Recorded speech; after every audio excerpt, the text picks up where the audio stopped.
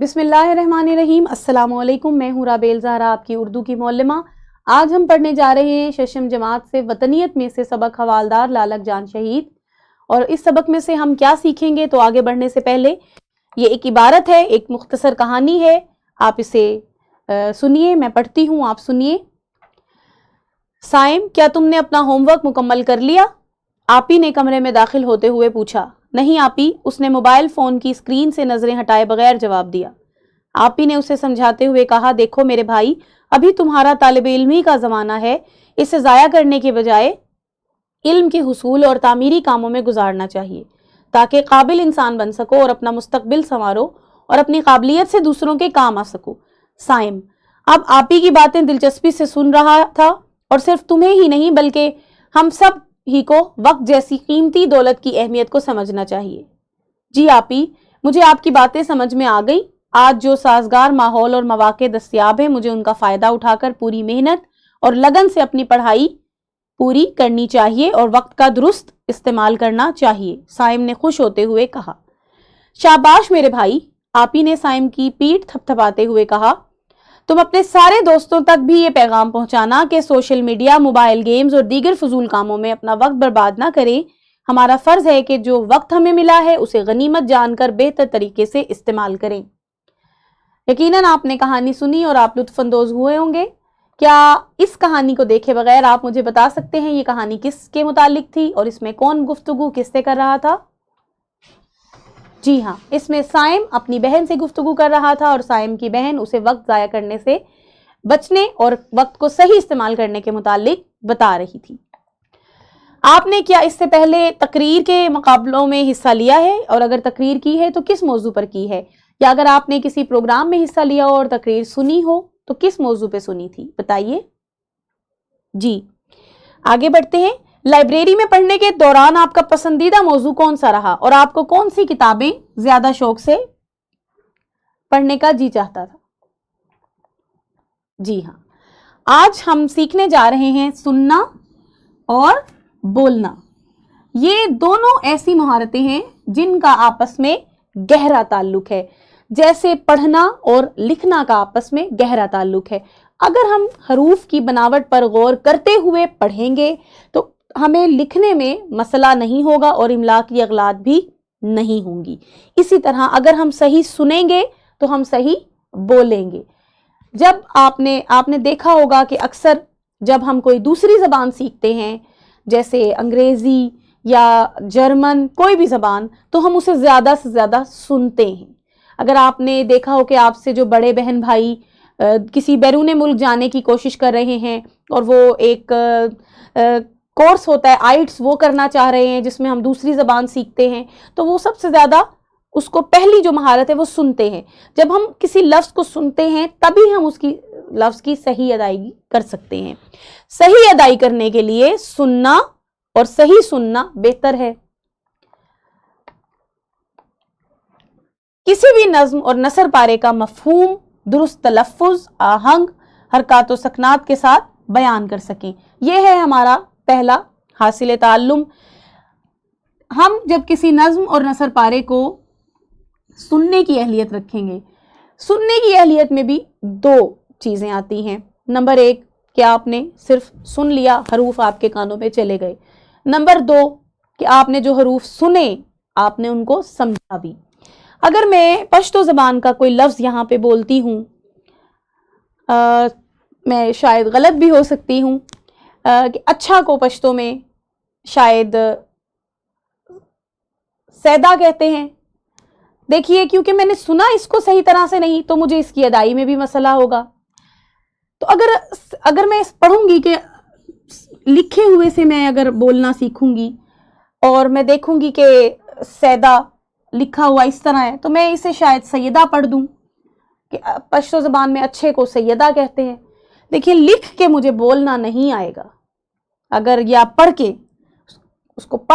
میں اس کو اسی تلفظ کے ساتھ بول نہیں سکتی۔ کسی لفظ کو اسی تلفظ کے ساتھ بولنے کے لیے ضروری ہے کہ میں اس کو صحیح سنوں، سن کے ہی آپ بولنا سیکھتے ہیں۔ اس لیے جب معلمہ کمرہ جماعت میں آپ کو پڑھا رہی ہوں تو آپ سبق کو غور سے سنیں۔ اس کے بعد ہے کہ اس کا مفہوم جہاں تک درست تلفظ، آہنگ اور حرکات و سکنات سیکھنا بھی ضروری ہے، اس کا مفہوم سیکھنا بھی ضروری ہے. اور آپ درست تلفظ سیکھیں گے، سن کے مفہوم سیکھیں گے، تو جب آپ مفہوم سیکھ لیں گے تو حرکات و سکنات آپ کی اپنے آپ اس میں شامل ہو جائیں گی. اگر میں کوئی خوشی کی نظم پڑھ رہی ہوں، مجھے معلوم ہے کہ یہ خوشی کی نظم ہے، جیسے ہر سو رواں ہوائے خمارے طرب ہے آج، یہ خوشی کی ہے. میں اسے دکھ کے ساتھ نہیں پڑھ سکتی، کیونکہ مجھے پتا ہے کہ طرب کا مطلب ہے خوشی، یہ نظم خوشی کی نظم ہے. مختلف موضوعات سے متعلق اپنے خیالات، احساسات، مشاہدات اور معلومات کا تسلسل برقرار رکھتے ہوئے درست قواعد اور حرکات و سکنات کے ساتھ زبانی اظہار کر سکیں. یہ بہت ضروری ہے. بعض اوقات بہت بڑے بڑے تعلیم یافتہ، تربیت یافتہ لوگ بولنے کی اہلیت نہیں رکھتے، اپنے مافِ ضمیر کو بیان نہیں کر پاتے، چار لوگوں کے سامنے ان کو بات کرنا نہیں آتی.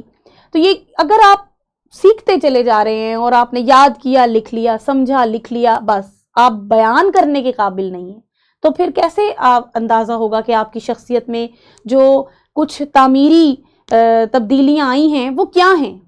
تو کم از کم آپ کو کسی بھی موضوع سے متعلق اپنے خیالات اور احساسات یا مشاہدات یا معلومات ایک تسلسل کے ساتھ بیان کرنے کی اہلیت ہونی چاہیے.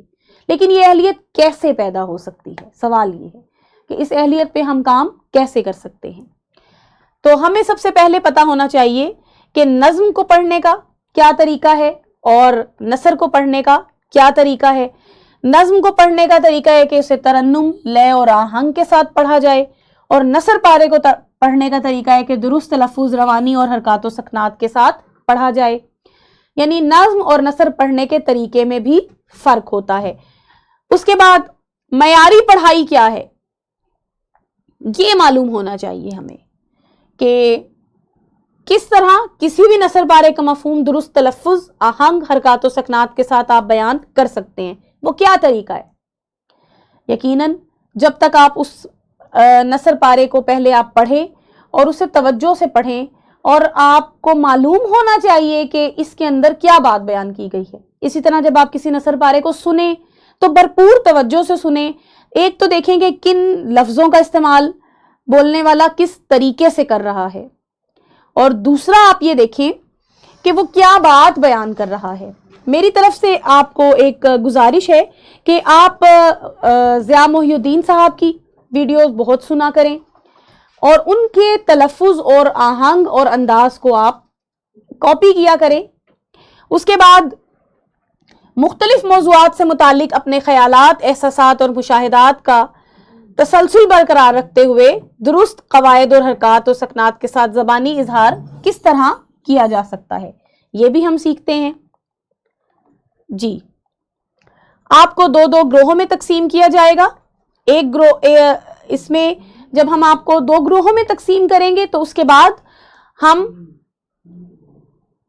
طلباء ایک دوسرے کو حوالدار لالک جان شہید پڑھ کر سنائیں گے.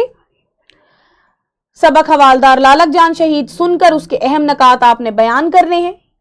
جوڑیوں میں بیٹھ کر سبق کا مفہوم درست تلفظ، آہنگ اور حرکات و سکنات کے ساتھ ایک دوسرے کو آپ نے سنانا ہے. آپ سے کوئی غلطی ہوتی ہے تو دوسرا طالب علم سبق سنتے ہوئے اس غلطی کو دیکھتا جائے، انڈر لائن کرتا جائے، خط کشید کرتا جائے. آخر میں آپ معلمہ سے بھی مدد لے سکتی ہیں. سبق آپ کے سامنے ہے اور آپ کی درسی کتب میں بھی موجود ہے. آپ وہاں سے پڑھ لیں، آپ یہاں سے پڑھ لیں، ایک طالب علم دوسرے کو سبق سنائے. اب آپ کی جانچ کے لیے میں کچھ یہ سوالات کروں گی کہ والدہ کے انتقال کے وقت لالک جان کی عمر کیا تھی.